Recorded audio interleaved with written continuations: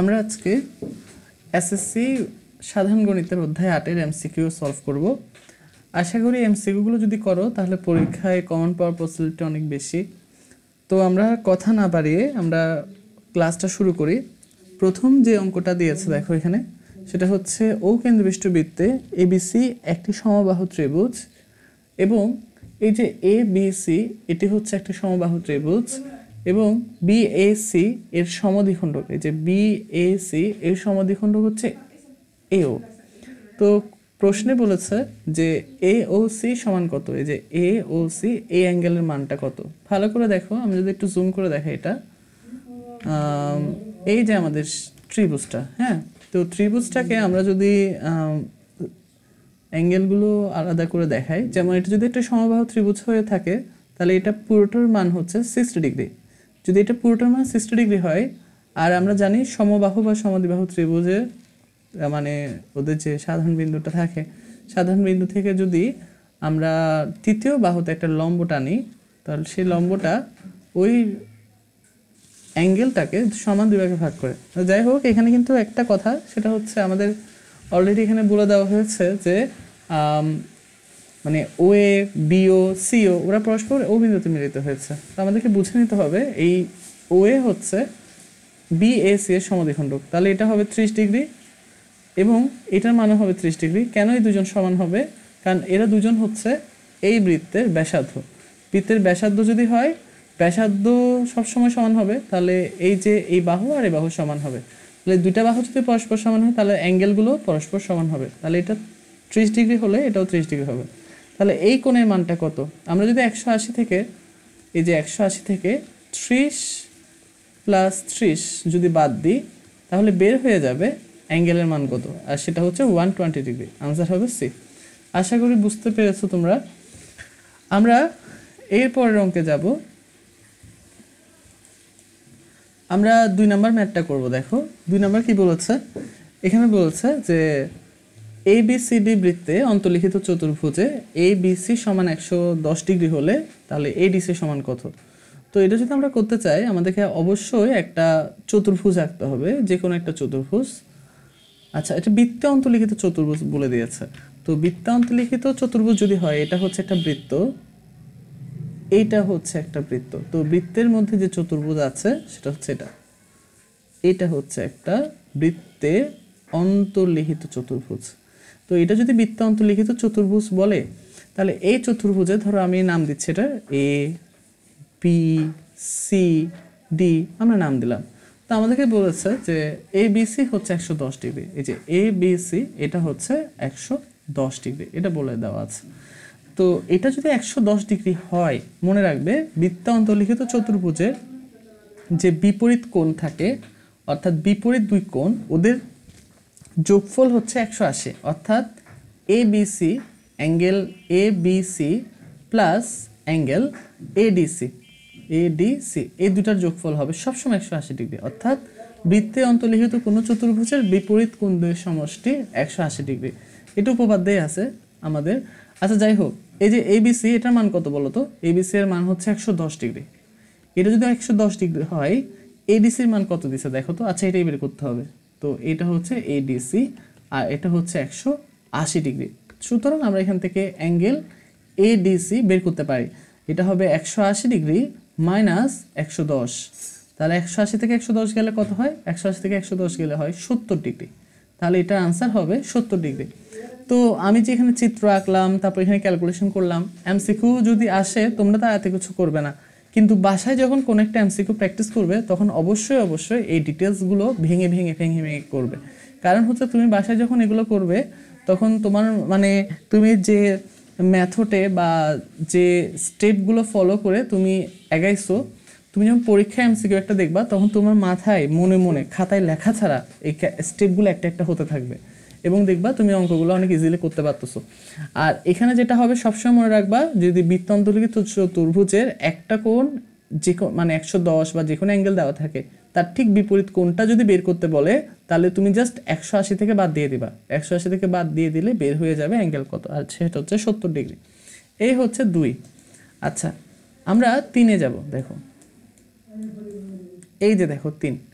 তো এখানে আমাদেরকে কি বলছে দেখো, এখানে আমাদেরকে বলছে চিত্রের আলোকে পরবর্তী দুটি প্রশ্নের উত্তর দাও। তো চিত্র তো দেওয়া আছে, পরবর্তী দুটি প্রশ্ন আমরা ফার্স্টে 3 নম্বর প্রশ্নটা একটু দেখব। এখানে আমাদেরকে বলছে যে এই যে ওপি সমান 13 সেন্টিমিটার, এই যে ওপি এটা হচ্ছে 13 সেন্টিমিটার, ঠিক আছে, এটা হচ্ছে 13 সেন্টিমিটার। তারপর ওপিবি, এই যে ওপিবি এই যে এই অ্যাঙ্গেলটা হচ্ছে 30 ডিগ্রি। তো প্রশ্ন বলছে ও এ সমান 5 হলে, যে ও এ এটা যদি 5 হয় তাহলে পি এ সমান কত? ভালো করে দেখো, এটা 5, এটা 13, আর এটা কিন্তু লম্ব 90 ডিগ্রি। তো আমরা পিথাগোরাস অ্যাপ্লাই করলে কিন্তু পি এ বের করে ফেলতে পারতেছি, কারণ 90 ডিগ্রি বিপরীতে যে বাহুটা থাকে সেটা অতিভুজ, অর্থাৎ 13 স্কোয়ার ইকুয়াল টু হবে 5 square minus plus P A square. আমাদের পি এ স্কোয়ারটা লাগতেছে, তাই তো? তা আমি লিখবো যে বা এই যে 13 square equal minus 5 square equal to হচ্ছে পি এ স্কোয়ার। তাহলে সুতরাং আমরা লিখবো পি এ ইকুয়াল টু হবে রুট ওভার 13 স্কোয়ার মাইনাস হচ্ছে 5 স্কোয়ার। তো এটার আনসার আসবে 12, কারণ 13কে স্কোয়ার করলে আসে কত? 159, তারপর 5কে স্কোয়ার করলে 25, বিয়োগ করলে 144 আসে, রুট করলে 12। আচ্ছা যাই হোক, তো আনসার আসছে কত? তাহলে পি এর মান হবে 12। তো তোমরা এটা একটা শর্টকাটে মনে রাখতে পারো, এভাবে মনে রাখলে এটা তোমাদের সুবিধা। যেমন ধরো 5, 12, 13 এই বাহুগুলো হয় সবসময় সমকোণী ত্রিভুজের।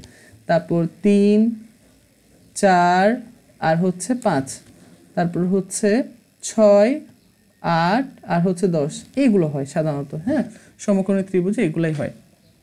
আচ্ছা, তো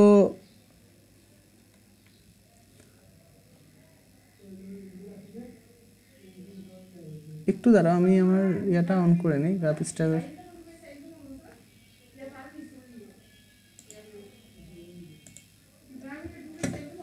আচ্ছা, এখন দেখো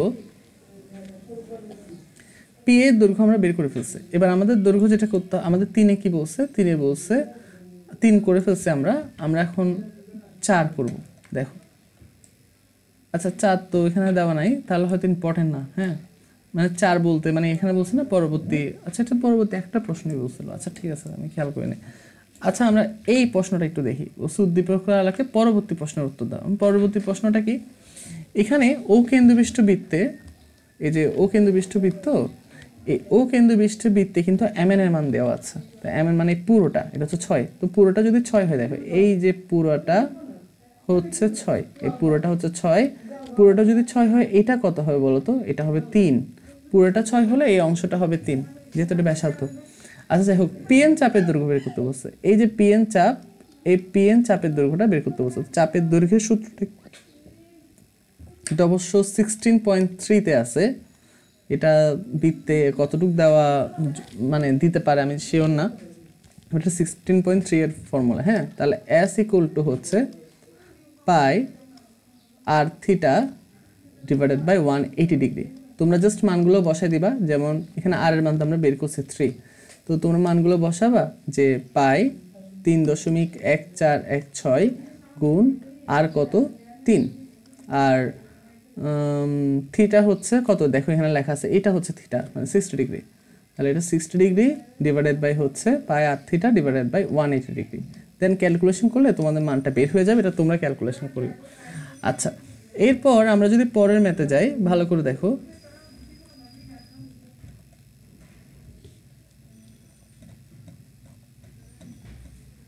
আমরা যদি পরের ম্যাথে যাই, এইখানে যাই, দেখো ভালো করে, এখানে আমাদেরকে বলছে, প্রথমে বলছে ও কেন্দ্রবিষ্ট বৃত্তে ও একটি ব্যাসার্ধ এবং এই বিন্দুতে কয়টা স্পর্শক আঁকা যাবে। একটা কথা মনে রাখবা, সেটা হচ্ছে বৃত্তের কোনো একটি বিন্দুতে সর্বোচ্চ একটা স্পর্শক আঁকা যাবে, তাহলে আনসার হবে ডি।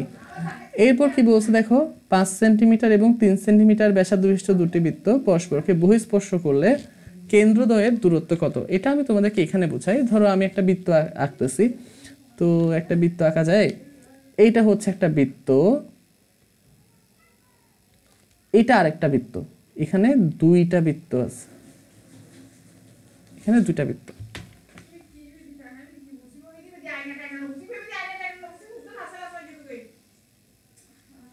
এখানে দুইটা বৃত্ত আছে, এটা হচ্ছে C1, এটা হচ্ছে C2। তো এখানে এখানে এই দূরত্বটা হচ্ছে r1, এখানে এই দূরত্বটা হচ্ছে r2। যদি বহিঃস্পর্শ করে তাহলে কেন্দ্র থেকে কেন্দ্রের দূরত্ব তোমরাই বলো কি হতে পারে। তাহলে c1 c2 মান হবে r1 প্লাস r2। অর্থাৎ যদি বহিঃস্পর্শ করে তাহলে ব্যাসার্ধগুলোকে আমরা যোগ করে দিব। আর যদি অন্তঃস্পর্শ করে তাহলে কি হবে? ধরো এরকম যদি অন্তঃস্পর্শ করে, এরকম যদি অন্তঃস্পর্শ করে মানে ভেতরে স্পর্শ করে, এটা একটু বড় করে আঁকা যায় অন্তঃস্পর্শটা। এই দেখো যদি অন্তঃস্পর্শ করে, এই এরকম যদি অন্তঃস্পর্শ করে তাহলে এটা হচ্ছে c1, এটা হচ্ছে c2। তাহলে এইটা পুরোটার মান, এই যে হলুদ অংশ পুরোটার মান হচ্ছে r2। আর এই যে ছোট অংশ, এই যে ছোট অংশটা এটার মান হচ্ছে r1। তাহলে এখানে c1 c2 মানে হচ্ছে কিন্তু এই দূরত্বটা, এইখানের দূরত্বটাই হচ্ছে c1 c2। তাহলে আমি লিখতে পারি c1 c2 ইকুয়াল টু হবে r2 মানে বড়টা বিয়োগ প্রথম ছোটটা। এখানে r1 r2 ম্যাটার করে না, তুমি তোমাদের মতো ধরতে পারবে, কিন্তু এখানে আর মানে বড়টা থেকে ছোটটা বিয়োগ হবে, এটা মনে রাখবে। অর্থাৎ ব্যাসার্ধ দ্বয়ের পার্থক্য বা অন্তর। আশা করি তোমরা এটা বুঝতে পারছো। তাহলে আমরা পরের অঙ্কে যাব।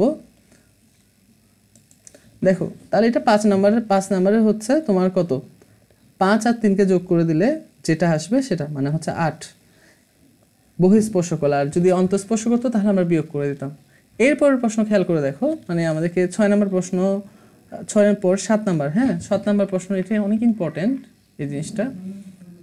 তো এখানে আমাদেরকে বলছে, দেখো এই অংশে দেখো মনোযোগ দিয়ে, তো আমাদেরকে বলছে যে চিত্রে এবিডি বৃত্তের কেন্দ্র, যে এবিডি এর একটা বৃত্ত, বৃত্তের কেন্দ্র হচ্ছে ও, ওবি হচ্ছে কত, ওবি হচ্ছে 5 সেন্টিমিটার, ওবি হচ্ছে 5 সেন্টিমিটার এবং ওপি আছে না, ওপি হচ্ছে 3 সেন্টিমিটার। তাহলে এটা 5, এটা 3 হলে এটা 4 হবে, এটাও 4 হবে। তাহলে পুরোটা হবে 8, পুরোটা হবে 8। তাহলে বিডি কত হবে?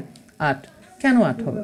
কারণ আমরা জানি যে কোনো বৃত্তে যদি এটা একটা বৃত্ত হয়, এই বৃত্তের কেন্দ্র থেকে কোনো একটা জ্যায়ের উপর যদি লম্ব আঁকা হয়, কেন্দ্র থেকে জ্যায়ের উপর কি আঁকা হয়? লম্ব আঁকা হয়। তো কেন্দ্র থেকে জ্যাতে লম্ব আঁকলে ওই লম্বটা এই জ্যাকে সমান 2 ভাগে ভাগ করে। অর্থাৎ এটা 4 হলে অবশ্যই এটা 4 হবে, 4 যোগ করলে আনসার হবে 8, এই যে 8। আচ্ছা ঠিক আছে। তো এরপর দেখো আমাদেরকে কিসের কথা বলছে, বলছে y এর মান কত। খেয়াল করে দেখো এখানে y এর ভ্যালুটা বের করতে বলছে। তো y এর ভ্যালু যদি বের করতে বলে, এখানে এটা যদি y হয়, এই অংশটা খেয়াল করে দেখো, এই অংশটা হবে 2y। কেন 2y? আমরা জানি কেন্দ্রস্থ কোণ, এই যে কেন্দ্রস্থ কোণ বৃত্তস্থ কোণের দ্বিগুণ, তাহলে এটা y হলে এটা 2y হবে।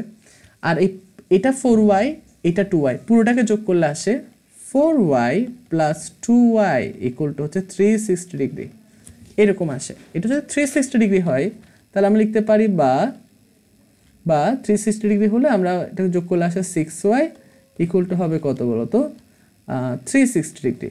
তাহলে আমরা যদি y এর মানটা আলাদা করে বের করি তাহলে y আসে 360 কে 6 দিয়ে ডিভাইড করে দিলে আসে 60 ডিগ্রি, শেষ। এটা হচ্ছে y এর মান, এটা হচ্ছে y এর মান। তাহলে বের হয়ে গেল y এর মান হচ্ছে 60 ডিগ্রি। এই যে এখানে এটা one of the most important অঙ্ক, এটা কিন্তু তোমাদেরকে ভালো করে পড়তে হবে, এটা আসে এই ধরনের অঙ্ক।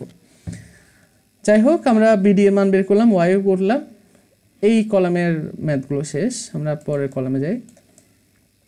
এখানে দেখো আমাদেরকে বলছে দুটি বৃত্ত পরস্পরকে ছেদ করলে তাদের মধ্যে সর্বোচ্চ কয়টি সাধারণ স্পর্শক আঁকা সম্ভব। যদি ছেদ করে, দুটি যদি ছেদ করে তাহলে কি হতে পারে, চিত্রটা কি হতে পারে চলো আমরা একটু দেখি। আচ্ছা এখানে তো অনেকগুলো এঁকে ফেলছে। ধরো দুটা বৃত্ত পরস্পরকে ছেদ করছে, ঠিক আছে। তো আমরা এখানে অনেকগুলো শেপ দিতে পারি, দাঁড়াও।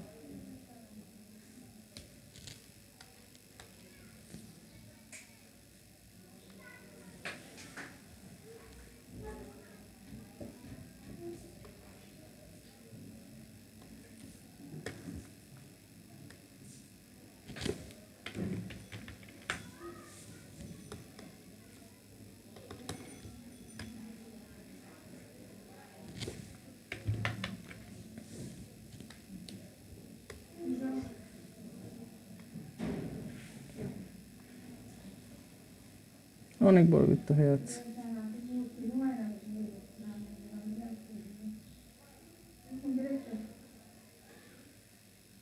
এটা হচ্ছে একটা বৃত্ত,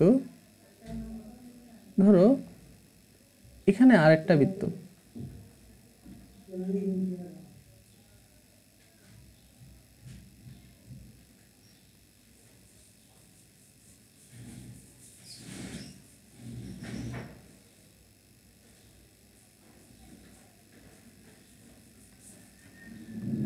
এই হচ্ছে আরেকটা বৃত্ত, সাপোজ ওরা পরস্পরকে ছেদ করছে, তাহলে এখানে কয়টা স্পর্শক আঁকা যায় তোমরা ভালো করে দেখো।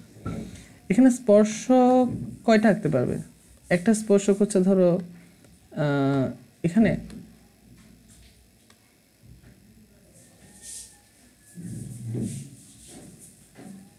এখানে আমরা বসাতে পারি রুলারটা,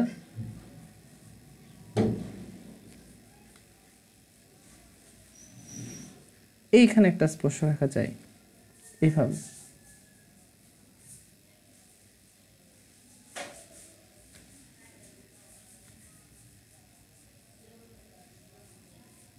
এই একটা স্পর্শ আঁকা চাই, তাহলে আই থিঙ্ক দুইটাই স্পর্শক আঁকা যাবে সর্বোচ্চ। কেমন? এটা আঁকবো কিভাবে?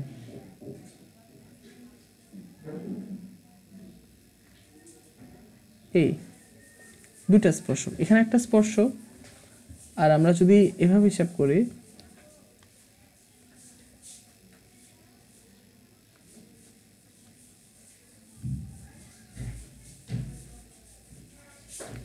এদিকে আর একটা স্পর্শ আঁকা যায়, এগুলো দিয়ে কাজ করা অনেক সময় সাপেক্ষ।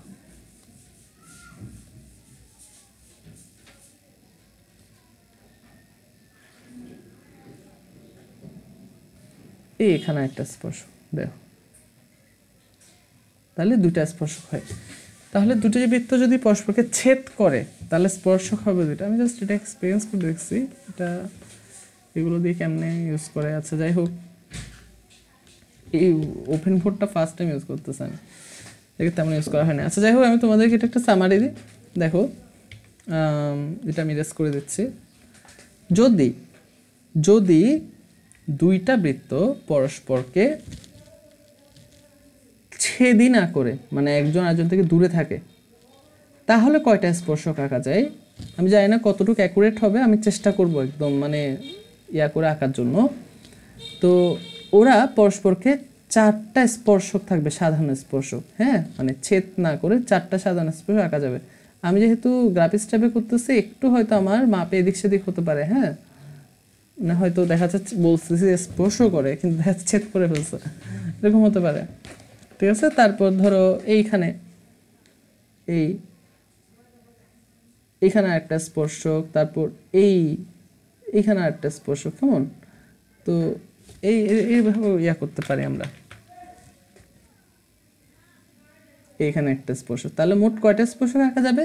চারটা স্পর্শক আঁকা যাবে, ঠিক আছে। এখন আমরা যদি এখানে সার্কেলের জন্য কোনো কিছু রাখলে ভালো হতো, সার্কেল বা এরকম কিছু, শুধু স্ট্রেট লাইন দিছে।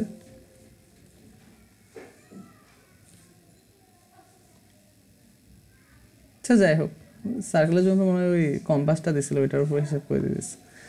আমরা এখানে যদি বলি যে দুটি বৃত্ত পরস্পরকে স্পর্শ করেছে, এইভাবে ছেদ না, স্পর্শ করছে, এভাবে করে স্পর্শ করছে, তাহলে দুটা বৃত্ত যদি পরস্পরকে স্পর্শ করে তাহলে কয়টা স্পর্শক আঁকা যাবে?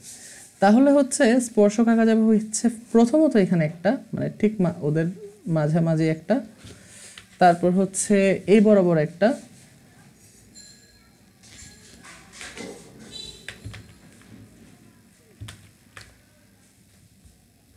এই বরাবর একটা, আর একটা হচ্ছে এই যে এই বরাবর একটা, তাহলে দুইটা স্পর্শ, সরি তিনটা স্পর্শ। তাহলে স্পর্শ না করলে স্পর্শক হচ্ছে চারটা সাধারণ স্পর্শ, স্পর্শ করলে হচ্ছে তিনটা। যদি অন্তঃস্পর্শ করে, মানে ভেতরে স্পর্শ করে, এই যে ভেতরে যদি স্পর্শ করে তাহলে স্পর্শক হচ্ছে একটা শুধু, আর কোনো স্পর্শ না। আর যদি ছেদ করে, একটু আগে দেখাইছিলাম চিত্র এঁকে, ছেদ করলে স্পর্শক হচ্ছে দুইটা, এটা মনে রাখবে তোমরা সবাই। এর বেশি স্পর্শক সম্ভব না, সাধারণ স্পর্শ মনে থাকবে, এটাই আর কি। তাহলে যদি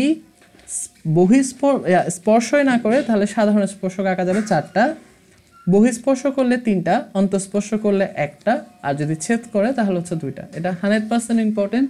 এই 4টা থেকে যে কোনো একটা এমসিকিউ আসা পসিবিলিটি অনেক বেশি। আচ্ছা যাই হোক, আমরা এখন আমাদের অঙ্কে আসি।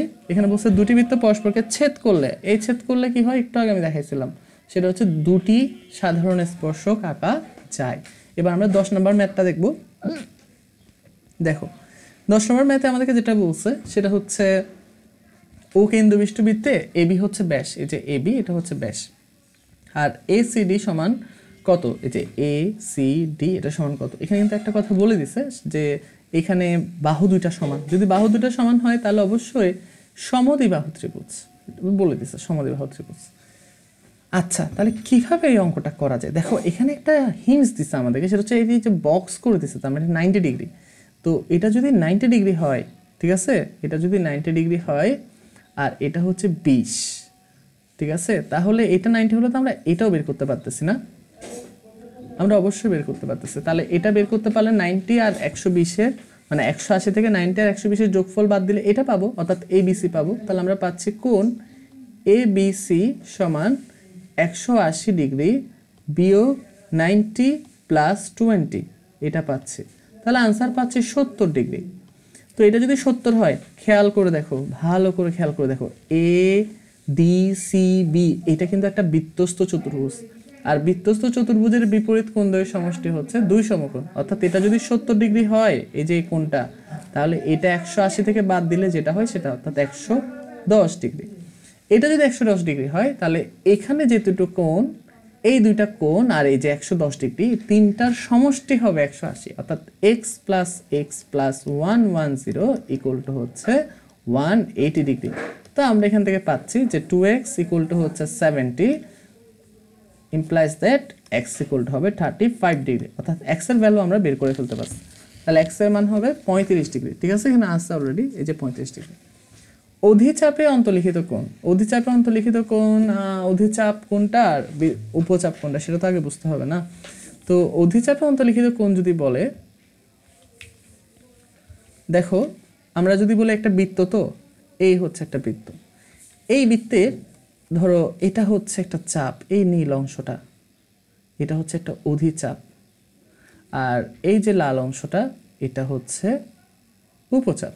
তো এটা কেন্দ্র। তোমরা আমাকে বলো যে আমি যদি কোনো একটা কোণ অধিচাপের উপর আঁকি, তাহলে এই কোণটা দেখতে কেমন লাগে, সূক্ষ্মকোণ। আর আমি সেম যদি আমি কোণটাকে কোথায় আঁকি, মানে উপচাপের উপর আঁকি, তাহলে এটা দেখতে কেমন লাগে, অবশ্যই 90 থেকে বড়। তার মানে উপচাপে অন্তর্লিখিত কোণ সব সময় হবে স্থূলকোণ, আর অধিচাপে অন্তর্লিখিত কোণ হবে সবসময় সূক্ষ্মকোণ। কিন্তু এখানে যদি দণ্ডায়মান কথাটা বলে, মানে অধিচাপের উপর দণ্ডায়মান কোণ, তাহলে এটা অবশ্যই সূক্ষ্মকোণ হবে, আর উপচাপের উপর দণ্ডায়মান কোণ সেটা হবে সূক্ষ্মকোণ। অধিচাপের উপর দণ্ডায়মান হলে স্থূলকোণ, উপচাপের উপর দণ্ডায়মান হলে সূক্ষ্মকোণ। কিন্তু যদি বলা হয় অধিচাপে অন্তস্থ কোণ, তাহলে সেটা হবে সূক্ষ্মকোণ, আর উপচাপে হবে স্থূলকোণ। একটু কনফিউজিং, তোমরা চাইলে কথাটা রেকর্ড মানে লিখে রাখতে পারো। আচ্ছা যাই হোক, অধিচাপে অন্তর্লিখিত কোণ সবসময় সূক্ষ্মকোণ হবে, 11 হবে আনসার, 11 বি হবে আনসার। এরপর আচ্ছা এই পৃষ্ঠায় আর নাই, আমরা নেক্সট পেজে যাব। এইখানে এখানে অনেকগুলা, এই যে দেখো আমাদেরকে এই প্রশ্নটা কি বলছে, দেখো বলছে নিচের পরবর্তী দুটি প্রশ্ন উত্তর দাও, অর্থাৎ 12 আর 13 উত্তর দিতে বলছে। তো এখানে যদি উত্তর দিতে বলে, খুব ভালো করে দেখো, এটা 5 এটা 4, তাহলে অবশ্যই এটা 3 হবে। আমি একটু আগে লিখেছিলাম 3 4 5, হ্যাঁ, তাহলে এটা 5 এটা 4 হলে এটা 3 হবে, তাহলে এটাও 3 হবে। তো আমাদেরকে যদি বলে যে ও এ বি, এই যে ও এ বি মানে এই কোণটা যদি 40 হয়, তাহলে আমাদেরকে বের করতে বলছে কি এ ও বি, এই যে এ ও বি। আচ্ছা দেখো আমাকে বলো, এটা তো 90 ডিগ্রি, এটা 40, তাহলে অবশ্যই এটা কত হতে হবে, এটা 90 এটা 40, এটা যদি 90 হয় বাকি দুটো যোগফল 90 হবে, তো এটা যদি 40 হয় এটা অবশ্যই হবে 50 ডিগ্রি, তাহলে এটা 50 হলে এটাও 50 হবে, আর দুইটা মিলে হবে 100 ডিগ্রি, দুইটা মিলে হবে কত 100 ডিগ্রি, তাহলে এটা মান হবে 100 ডিগ্রি। দেখছো বোর্ডে কতবার আসছে এটা। বলছে এ বি এর মান কত, এই যে এ বি আমরা তো একটু আগে বের করলাম, এটার মান 3 এটার মানও 3, যোগ করলে আসে 6, তাহলে এ বি এর মান হবে 6। আশা করি বুঝতে পারছো। আচ্ছা, এরপর আমরা যদি দেখি যে 14 নম্বরে বলছে যে হাফ অফ এসআরটি এর মান কত। দেখো এটা যদি 70 হয় তাহলে অবভিয়াসলি এটা 180 থেকে বাদ দিতে হবে। তাহলে 180 থেকে তুমি যদি 70 বাদ দাও আসে 110। আর এসআর এটা হচ্ছে কি, এই এস আর কিউ এর মান। তো পুরোটার মান তো 180, 180 থেকে আবার এটা বাদ দিলে আসবে কত বলো তো 70। আর 70-এর অর্ধেক হচ্ছে 35। অর্থাৎ এই যে এসআরটি এটা যে কথা, এটা কি বলতো একই কথা, এটার অর্ধেক বের করতে বলছে। আচ্ছা,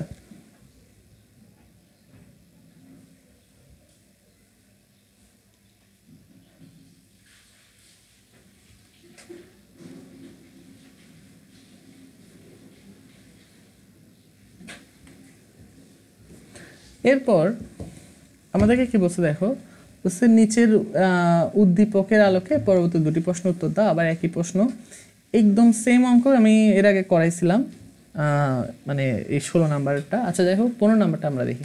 বলছে এবিসি, যে এবিসি এটা গ্রেটার দেন এডিসি, মানে এটার মানটা এটার চেয়ে বড়, এর চেয়ে বড় হলে এবিসি মাইনাস এডিসি কেমন হবে, যে এবিসি মাইনাস এডিসি কেমন হবে। এই দুইটা কোণের যোগফল কত বলতো? এই দুইটা কোণের যোগফল হচ্ছে 180 ডিগ্রি। অর্থাৎ এই দুইটা কোণের যোগফল 180 ডিগ্রি। কেন? ওরা বৃত্তস্থ চতুর্ভুজ। তো বৃত্তস্থ চতুর্ভুজে বিপরীত কোণদ্বয়ের সমষ্টি হচ্ছে 180 ডিগ্রি। তো যদি 180 হয়, তো আমি যদি এবিসি থেকে এডিসিকে বাদ দিই, যেহেতু ওদের যোগফলই 180, তা আমি একজন থেকে যখন আরেকজনকে বাদ দিব, যে মানটা হবে সেটা অবশ্যই 180-র অর্ধেকের চেয়ে কম হবে। তো 180-র অর্ধেকের চেয়ে যদি কম হয় তার মানে সূক্ষ্মকোণ হবে। 180-র অর্ধেক হচ্ছে 90 ডিগ্রি, আর 90 ডিগ্রি হচ্ছে ছোট, মানে হচ্ছে সূক্ষ্মকোণ। আচ্ছা, এবার বলছে দেখো এক্স এর মান কত। আমি একটু আগে দেখাইছিলাম এটা, হ্যাঁ। তো এটা যদি এক্স হয়, এটা কত হবে? 2x হবে। আর 4x আর 2x যোগ করলে হবে 6x, ইকুয়াল টু হবে 360। তাহলে আনসার আসবে এক্স ইকুয়াল টু 60 ডিগ্রি। ঠিক আছে, এটা আমি একটু আগে করেছিলাম। আচ্ছা, এরপর দেখো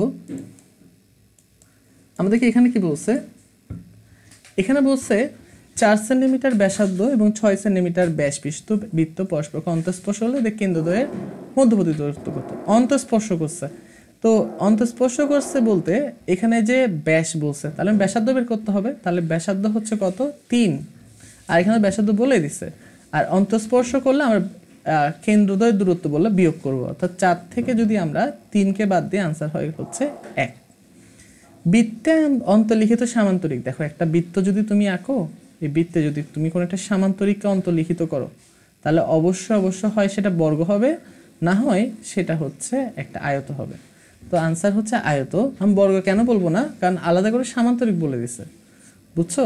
যদি বলতো বৃত্ত অন্তর্লিখিত রম্বস একটি কি হবে, আমরা তখন বর্গ বলতাম। যে যাই হোক, অন্তর্লিখিত সামান্তরিক একটি আয়ত হবে, এটা মনে রাখবা। বর্গের ক্ষেত্রে, বৃত্তের ক্ষেত্রে কি হয়? অর্ধবৃত্তস্থ কোণ 2 সমকোণ। হ্যাঁ, এটা সঠিক। আমরা যদি কোনো একটা বৃত্ত নিই, এখানে যে অর্ধবৃত্তস্থ কোণটা হয় সেটা সবসময় হয় কি বলতো 2 না, এটা ভুল বলছে।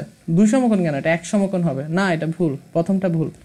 বৃত্তের সকল সমান যায় কেন্দ্র থেকে সমদূরবর্তী, হ্যাঁ এটা রাইট। আর ব্যাসই বৃহত্তম যায়, এটাও রাইট। একটা কথা মনে রাখবে, একটা ভুল যদি পাও, ওই ভুল বাদে সব রাইট, তার মানে 2 আর 3 হবে আনসার। আচ্ছা, নেক্সট এখানে দেখো 20 নাম্বারটাতে দেখো, আমরা আনুমানিক 30টার মতো করলে আমাদের মোটামুটি সব আসার কথা।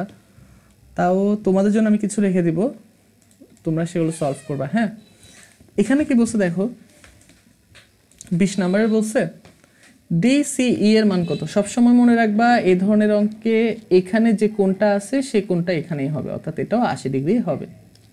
আচ্ছা, এবার এখানে বলছে কোন বৃত্তের উপচাপে, মনে আছে একটু আগে বলছিলাম অধিচাপে হলে সূক্ষ্মকোণ, তাহলে উপচাপে হলে কি হবে বলো তো? স্থূলকোণ। স্থূলকোণ হবে। উপচাপ মানে কি? এই যে ছোট চাপটা, এই যে এখানে যে ছোট চাপ আছে, এই যে ছোট চাপটা, এইটা হচ্ছে উপচাপ। তাহলে যদি উপচাপের মধ্যে কোনো কোণ অন্তর্লিখিত হয়, তাহলে এই কোণটা অবশ্যই স্থূলকোণ হবে। আচ্ছা, আমরা যদি পরের এমসিকিউতে যাই, এটাতে যাই, ভালো করে দেখো। আমাদেরকে চিত্রে বলছে ও বৃত্তের কেন্দ্র এবং পিএমএন সমান 40 ডিগ্রি। পি এম এন সমান 40 ডিগ্রি। যদি 40 ডিগ্রি হয়, এই যে এটা হচ্ছে 40 ডিগ্রি। তো এটা যদি 40 ডিগ্রি হয়, পি ও এন কত বলছে? এই যে পি ও এন, ভালো করে দেখো এটার জন্য। আচ্ছা, এটা তো বলে নাই লম্ব যে, সেটা বলে নাই, শুধু বলছে এটা। আচ্ছা, এই দুইটা বাহু সমান না? যদি দুটা সমান হয় তাহলে এটা 40 হলে এটা কত হবে? 40। দুটো 40, তাহলে 40 40 যোগ করলে কত হয়? 80 ডিগ্রি। আর এটা এটা এটা এই তিনটা কোণের যোগফল কত? 180 ডিগ্রি। তাহলে আমি 180 থেকে যদি 40 যোগ 40কে বাদ দিই, তাহলে আমি পাবো 100 ডিগ্রি। ভালো করে খেয়াল করে দেখো, এই যে মানটা, এখানের যে কোণটা, এই কোণটার মান হচ্ছে কত? আমি এটা একটু জুম করে দেখাই, এটা মানে তোমাদের বুঝতে অসুবিধা হবে।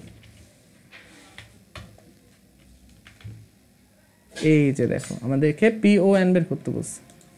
তো এই যে পি ও এন বের করতে বলছে। তো যদি বের করতে বলে, ভালো করে দেখো, আমরা যেটা লিখতেছিলাম সেটাই লিখি।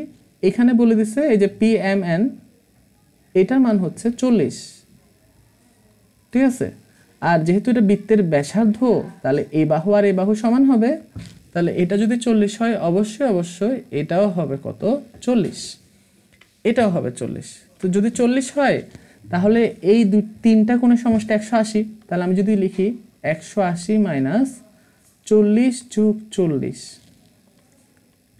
180 মাইনাস 40 যোগ 40 ডিগ্রি, তাহলে যদি হয়, তাহলে আমাদের আনসার আসতেছে 100 ডিগ্রি। তাহলে আমরা যেটা পাচ্ছি সেটা হচ্ছে এই যে কোণটা, এটার মান হচ্ছে 100 ডিগ্রি। তো এটা আমার যদি 100 ডিগ্রি হয়, তাহলে আমরা তো এটাও বের করতে পারতেছি। এটা কেমনে বের করব? কারণ এই পুরোটা তো একটা সরলরেখা, তাহলে পুরোটার মান 180, 180 থেকে 80 গেলে হয় এই 80, ঠিক আছে? এটার একটা শর্টকাট হচ্ছে কি জানো? শর্টকাট হচ্ছে এখানে যে অ্যাঙ্গেলটা থাকে সেটা ডাবলই এখানে হবে, ঠিক আছে? কেন ডাবল হবে এটা আমি ব্যাখ্যা দিচ্ছি। আমি যে এত কষ্ট করে অঙ্কটা করলাম, এটা অনেক সহজে করা যায়। কিভাবে সহজে করা যায় দেখো, এটা আসলে এত কষ্ট করতে হতো না।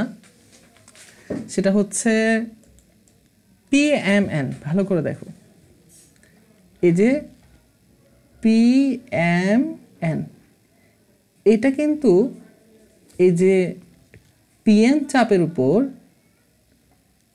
বিধ্বস্ত কোণ, মানে এটা হচ্ছে বিধ্বস্ত কোণ, আর এটার মান বলছে 40। আর এই যে পিওএন, এই যে পিওএন, এটা কিন্তু কেন্দ্রস্থ কোণ। ভালো করে দেখো, তাহলে কেন্দ্রস্থ কোণ বিধ্বস্ত কোণের দ্বিগুণ, তাহলে 40-এর দ্বিগুণ মানে 80। এটা আরো সোজা, এবং এটাই করবা তোমরা, ওইটা এর আগে যেটা করছো ওইটা করলে সময় নষ্ট হবে। তাহলে এটা মান হবে 80 ডিগ্রি। আচ্ছা, এরপর ভালো করে খেয়াল করে দেখো, আমরা পরের অঙ্কে যাচ্ছি। এখানে আমাদেরকে বলছে যে বিএডি আর বিসিডি। আচ্ছা, বিএডি কোনটা? এই যে বিএডি এটা, আর বিসিডি কোনটা? এটা। তোমরাই বলো এটা যোগফল কত হবে? 180 ডিগ্রি। আচ্ছা, এরপর কি বলছে দেখো তো, পরবর্তী দুটি প্রশ্ন উত্তর দিতে বলছে। পরবর্তী দুটি প্রশ্ন, আচ্ছা এখানে খেয়াল করো, আমাদেরকে প্রথমে বলছে যে ও আর সমান 3, এটা বলে দিছে, এটা সমান 3। তারপর পি আর সমান, এই যে পি আর সমান 4, তাহলে এটা 3, এটা 4 হলে এটা 5 হবে। 3 4 5 মনে আছে? তাহলে এটাও 5 হবে, এটা 4 হবে, এটাই। তা ওপি এর দৈর্ঘ্য কত? যে ওপি হবে 5, এটা পিথাগোরাস অ্যাপ্লাই করে বের করতে পারি, আবার আমাদের একটা মুখস্থ থাকলে আমরা করতে পারি। এরপর কি বলছে? চিত্রানুসারে পিকিউ, এই যে পিকিউ আছে, বলছে চিত্রানুসারে পিকিউ আছে না, পিকিউ এর সমদ্বিখণ্ডক হচ্ছে ওআর। হ্যাঁ, এটা সঠিক, কারণ যেহেতু লম্ব আঁকছি, কেন্দ্র থেকে কোনো জায়গার উপর লম্ব থাকলে সেই লম্ব ওই জায়গায় সমান 2 ভাগে ভাগ করে, তাহলে এটা সঠিক।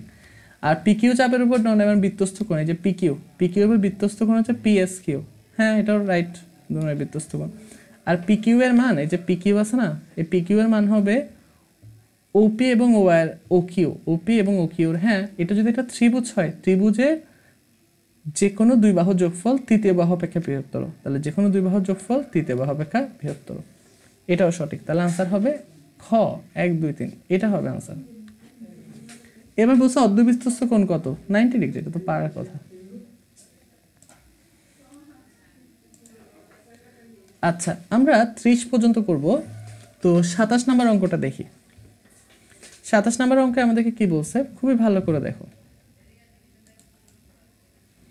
এখানে আমাদেরকে বলছে যে ও কেন্দ্রবিষ্ট বৃত্তে, ও কেন্দ্রবিষ্ট এবিসি বৃত্তে এ ও বি 80 ডিগ্রি। এই যে এইটা খেয়াল করছো, এটা হচ্ছে 80 ডিগ্রি। তাহলে এসিবি কত? তো এটা যদি কেন্দ্রস্থ কোণ, এটা বৃত্তস্থ কোণ, এটা 80 হলে এটা 40 হবে, তাহলে আনসার হবে 40। এরপর কি বলছে, এখানে বলছে দেখো, এখানে আমাদেরকে 30 ডিগ্রি দেওয়া আছে, তাহলে ও এ সমান হচ্ছে 5, ও এ সমান হচ্ছে 5, তাহলে পরিধি হচ্ছে কত? টুয়াইস পাই আর। তাহলে এটা যদি 5 হচ্ছে আর এর মান, মানে ব্যাসার্ধ, তাহলে হবে 2 ইন্টু পাই ইন্টু 5, তাহলে 5 দুগুণ হবে 10 পাই, এই আনসার হবে এটা। এবার বলছে ক্ষেত্রফল, ক্ষেত্রফল হচ্ছে পাই আর স্কোয়ার, অর্থাৎ পাই ইন্টু 5 স্কোয়ার, 5 স্কোয়ার মানে 25 পাই, এই যে আমাদের ক্ষেত্রফল। এরপর বলছে এবি চাপের উপর দৈর্ঘ্য, এবি হচ্ছে এটা, এই চাপের দৈর্ঘ্য, আর আমরা চাপের দৈর্ঘ্য নির্ণয়ের সূত্র জানি, পাই আর থিটা ডিভাইডেড বাই 180 ডিগ্রি। এটা তোমরা ক্যালকুলেটর চেপে বের করতে পারো, চাইলে আমরা এইভাবেও করতে পারি। এটা হচ্ছে পায়ের মতো থাকবে, আর মানে 5, থিটা মানে হচ্ছে 30 ডিগ্রি, আর এটা হচ্ছে 180 ডিগ্রি। তো 30 180 চাই 6 বার, তাহলে হয় 5 পাই বাই 6, দেখো 5 পাই বাই 6 আসে, তাহলে আনসার হবে 3, তাহলে আনসার হবে 1 2 3, এটা হবে 1 2 3। আচ্ছা, এরপর আমাদেরকে বলছে দেখো, আমি আসলে সবগুলো হিজিবিজি করে ফেলছি এমসিকিউ, একটু প্রত্যেকটা স্লাইডে একটা একটা এমসিকিউ দিলে ভালো হতো, একটা বা দুইটা, তাহলে একটু স্পেস থাকতো। এখানে বলছে নিচের উদ্দীপকের আলোকে পরবর্তী প্রশ্নটির উত্তর দাও। তো উদ্দীপক, হ্যাঁ আচ্ছা, ও কেন্দ্রবিষ্ট বৃত্তে পিএ পিসি দুটো স্পর্শক, এই যে পিএ আর পিসি হচ্ছে দুটো স্পর্শক, এই স্পর্শকের অঙ্ক একবার আসছে। তো এখানে প্রশ্নে আমাদেরকে বলছে যে পিএ সমান পিসি, হ্যাঁ এটা রাইট। কোনো একটা পয়েন্ট থেকে আমরা দুইটা স্পর্শক যদি আঁকি, সে স্পর্শকের দূরত্ব সমান হয়, স্পর্শকের দূরত্ব সমান হয়। আচ্ছা, তাহলে ও এপি, দেখো ও এপি মানে এটা, আর হচ্ছে ও সিপি, ওরা সমান, হ্যাঁ ওরা অবশ্যই সমান হবে। আমরা এটার উপপাদ্য করছিলাম বইয়ে, উপপাদ্য দেখছিলাম, ওরা সর্বসম হয় ত্রিভুজটা, এখানে যেটা লম্বটা নেই ত্রিভুজটা সর্বসম হয়, আর সর্বসম হলে কোণগুলো সমান হবে।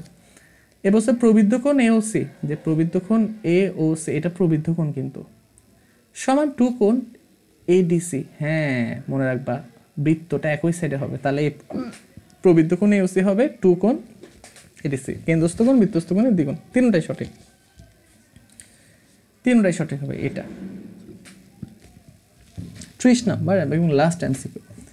দেখো এখানে কি বলছে, এবিসি এর পরিকেন্দ্র ও, কোন একটা ত্রিভুজের এবিসি এর পরিকেন্দ্র হচ্ছে ও, এই যে এ বি সি এর পরিকেন্দ্র হচ্ছে ও, কেমন? তাহলে পরিকেন্দ্র যদি ও হয়, আমাদেরকে বলছে এবি সমান এসি, যে এবি আর এসি সমান, তার মানে সমদ্বিবাহু। আর এ বি সি, যে এ বি সি এটা হচ্ছে 55 ডিগ্রি, তা 55 হলে বি ও সি কত, এই যে বি ও সি এটা কত? খেয়াল করো, আমরা যদি এই ত্রিভুজটা মানে এই অঙ্কটা সলভ করি, আমাদেরকে যা যা দেওয়া আছে, এটা হচ্ছে আমাদের সেই, এটা লাগবে না, এটা একটা ত্রিভুজ। তো ত্রিভুজের যদি আমরা মানে সমদ্বিবাহু ত্রিভুজ যদি হয় আর কি, তো সমদ্বিবাহু ত্রিভুজ হলে আমাদের পরিকেন্দ্র বলছো, তাহলে এ বি আর এসি সমান, তাহলে ওদের কেন্দ্রের সমদ্বিখণ্ড কি হবে? ওই পরিকেন্দ্রটা, ঠিক আছে, কেন্দ্রের কেন্দ্র বলতেছে তো কোনগুলো সমদ্বিখণ্ড, তাহলে একটা যদি 55 হয়, মানে এটা পুরোটা যদি 55 হয়, এটাও 55 হবে, তাহলে 55 যদি এটা হয়, তাহলে এটা হবে 55/2, আর এটাও হবে 55/2, ঠিক আছে। আর এটার মানটা আমাদেরকে মূলত বের করতে বলছে, অর্থাৎ বি ও সি। ত্রিভুজের 3 কোণের সমষ্টি কত? 180, তাহলে আমরা লিখবো 55/2 প্লাস 55/2 যোগ এই যে P O C equal to 180 degree. আমরা যদি এই দুটাকে যোগ করে আনসার হবে 55, 55কে পাশে পাঠাইলে বি ও সি এর মান আসবে 180 বিয়োগ 55, তাহলে বের হয়ে যাবে 180 থেকে 55 গেলে কত হয় দেখো, 125, তাহলে আনসার হবে এই যে এটা 125। আশা করি তোমরা আজকের এমসিকিউগুলো বুঝছো। কোনো এমসিকিউ না বুঝলে আমাকে কমেন্টে বলবা, আমি বুঝাই দেবো ইনশাআল্লাহ। আর এগুলো ছাড়া আরও কিছু এমসিকিউ আমি পিডিএফে দিয়ে দিব, তো এই জন্য যোগাযোগ করবা আমাদের সাথে। সেই এমসিকিউগুলো যদি করো, আমি 77টা বা এরকম এমসিকিউ আছে, এই সবগুলো এমসিকিউ করলে ইনশাআল্লাহ বৃত্ত সব কমন পাবা। এই ক্লাস করে কতটুকু পড়া বুঝছো বা ক্লাসে সব কিছু ক্লিয়ারলি বোঝা গেছে কিনা আমাকে অবশ্যই জানাবে। ইনশাআল্লাহ পরবর্তী চ্যাপ্টারগুলোর ক্লাস আমি খুব তাড়াতাড়ি আপলোড করব। ততক্ষণ পর্যন্ত ফি আমানিল্লাহ, ভালো থাকবে তোমরা সব।